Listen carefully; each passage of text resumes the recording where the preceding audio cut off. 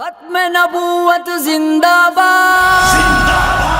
آپ کو کیا سمجھ آئی ہے میں مسلمانوں میں اور قادیانیوں میں کیا فرق سمجھ آیا؟ اچھا، پہلے میں نے ان سے یہ بھی عرض کیا تھا کہ جب شخص پیدائشی قادیانی ہونا وہ ایک مذہب خول کی طرح آپ کے ارد گرد رہتا ہے، وہ مذہب خول کی طرح آپ باہر دیکھ ہی نہیں سکتے، کوئی چوائس نہیں ہوتا آپ کے پاس۔ جی ہاں، پھر جب آپ بڑھتے ہیں اوپر جاتے ہیں بحرانوں سے، کوئی نہ کوئی ایسا بحران آتا ہے، کرائسس جس کو انگریزی میں کہتے ہیں، کہ آپ کی آنکھیں کھل جاتی ہیں، آپ اپنے دماغ کو اور اپنے آپ کو پورا برہنہ دیکھتے ہیں، وہ آپ کو اور وہ آپ کو۔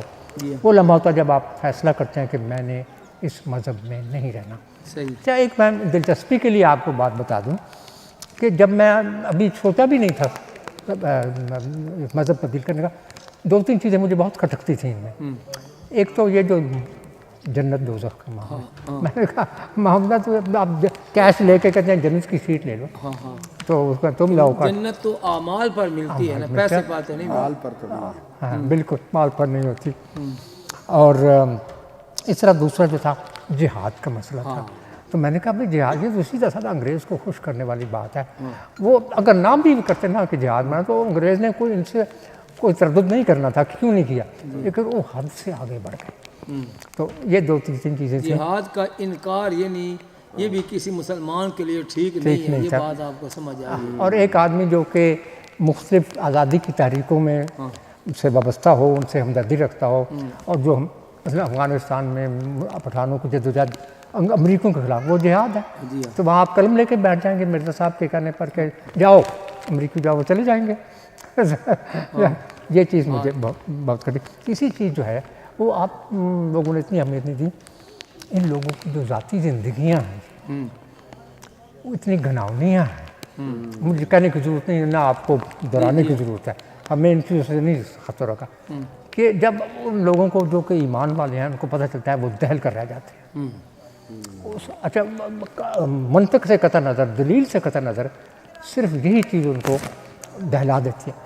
اور ہوا یوں ہے کہ بہت سے میرے دوست جب انہوں نے یہ سنی کہانیاں جو ڈرانے کی ضرورت نہیں، نہ ہمیں جاننے کی ضرورت ہے، تو انہوں وہ بدلے نہیں، لیکن ان کے اندر وہ تیزی، ان کے اندر وہ خوشی، اور ان کے اندر وہ اعتقاد اور ایمان اور انکار نہیں رہا جو کہ پہلے تھا۔ وہ بدل انسان تھے لیکن آدھے زندہ اور آدھے مردہ۔ یعنی مسلمانوں میں یہ ہے جی خصوصیت ہے کہ چاہے وہ خود کتنے ہی گناہ گار، لیکن وہ اپنے لیڈر میں، امام میں، ان چیزوں کو مبرہ دیکھنا چاہتے ہیں۔ میں نے ایک مسلم اسکالر سے پوچھا کہ بھئی سارے مذہب جو ہیں وہ انسان کو حیوان کی سطح سے بلند کر کے فرشتے کی سطح پر یا انسان کی سطح پر لے آتے ہیں، تو ہمیں اسلام میں جانے کی کیا ضرورت ہے؟ وہ کہتا ہے ایک بات ہے، اسلام میں جو آئیڈیالوجی ہے اسلام کی، اس کا مرکز رسول اللہ صلی اللہ علیہ وسلم۔ یہ چیز مختلف ہے ہم میں اور دوسرے میں۔ کہتا ہے دوسرے مذہب کے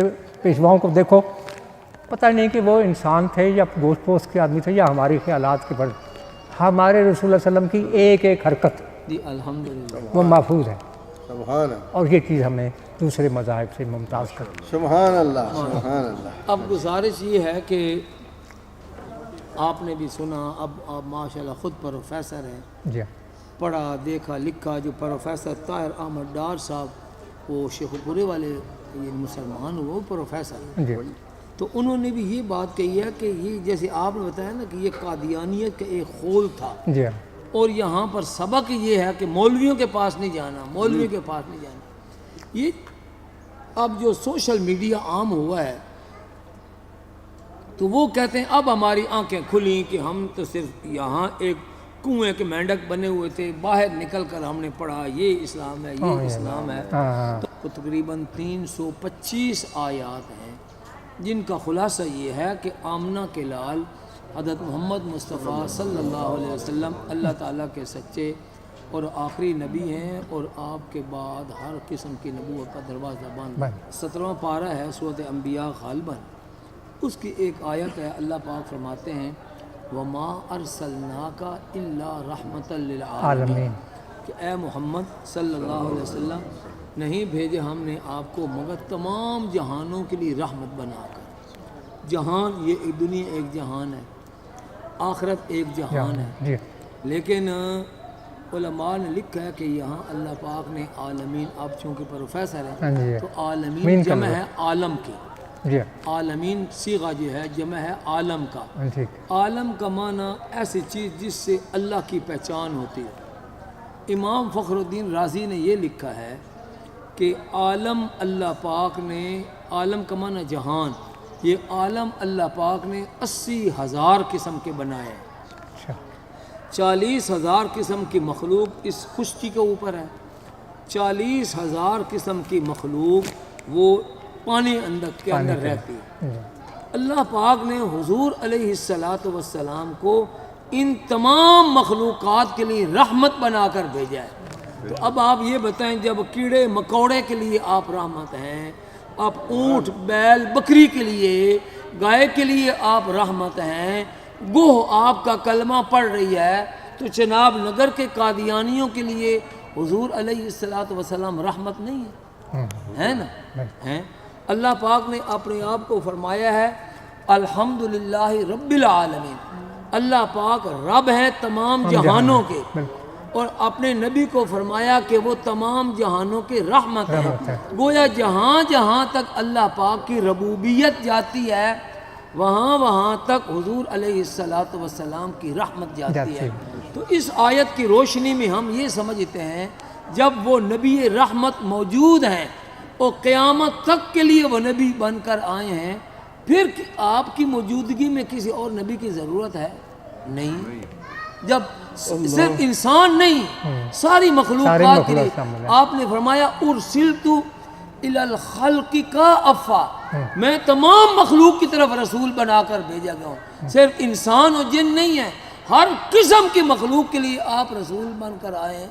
پھر مرزا دجال ہو یا کوئی اور اس کی کوئی ضرورت ہے نہیں۔ تو اس طریقے سے قرآن پاک کی آیات اور حدیث پاک جو ہم نے وہ بورڈ کے اوپر بھی لکھی ہے، اسمبلی نے لکھائی ہے، آپ صلی اللہ علیہ وسلم نے ایک پیش گوئی فرمائی ہے۔ ابو داؤد شریف میں، ترمذی میں یہ حدیث پاک موجود ہے۔ آپ نے فرمایا سیکون فی امتی کذابون ثلاثون، میری امت میں سے ہوں گے 30 بڑے بڑے دجال و کذاب ہوں گے، یعنی ظاہری وہ امت محمد کے افراد ہوں گے، لیکن ہوگا کیا؟ کلہم یزعم انہ نبی، ان میں سے ہر شخص یہ دعویٰ کرے گا کہ وہ نبی ہے۔ آپ فرماتے ہیں وَأَنَا خَاتَمُ النَّبِيِّينَ، حالانکہ آخری نبی تو میں ہوں، لا نبی بعدی، میرے بعد کسی قسم کا کوئی نبی نہیں ہوگا۔ اب آپ چونکہ پروفیسر ہیں، پڑھے لکھے ہیں، تو اس مسئلے کو آپ سمجھتے ہیں کہ ہماری عربی میں یہ لا نفی یعنی نو کے معنی ہے۔ اچھا، تو نبی جو ہے نا، ہماری عربی میں جو لفظ ہے نا، اس لیے کہہ رہا ہوں کسی کا کام آ جائے گا، عربی میں جو لفظ ہے نا، وہ ایک ہے لفظ جس کے اوپر الف لام لگا ہوتا ہے، ایک ہوتا ہے جس کے اوپر الف لام نہیں لگا ہوتا ہے۔ اب یہاں پر لفظ ہے لا نبیہ، لا الگ ہے یعنی نو، تو نبی یہ نبی کا لفظ ہے، اس کے اوپر الف لام نہیں ہے۔ جس لفظ پر الف لام نہ ہو وہ عام ہوتا ہے، اس میں ہر قسم آ جاتی ہے۔ اس کا معنی یہ ہے لا نبی بعدی، میرے بعد کسی قسم کا کوئی نبی نہیں ہے، نہ تابعداری والا، نہ شریعت والا، نہ کتاب والا، نہ تشریح، نہ غیر تشریح، مستقل، ذلی، بروزی، ہر قسم کا نبی وہ اس نبی کے اندر آ جاتا ہے۔ آپ نے فرمایا لا نبی، میرے بعد کسی قسم کا کوئی نبی نہیں ہوگا۔ اس لیے ان آیات اور احادیث کی روشنی میں ہم یہ سمجھتے ہیں کہ مرزا غلام احمد قادیانی اس نے ان آیات کا انکار کیا، احادیث کا انکار کیا، تو آپ نے فرمایا کہ جو اس قسم کا دعویٰ کرے گا وہ دجال ہوگا، کذاب ہوگا۔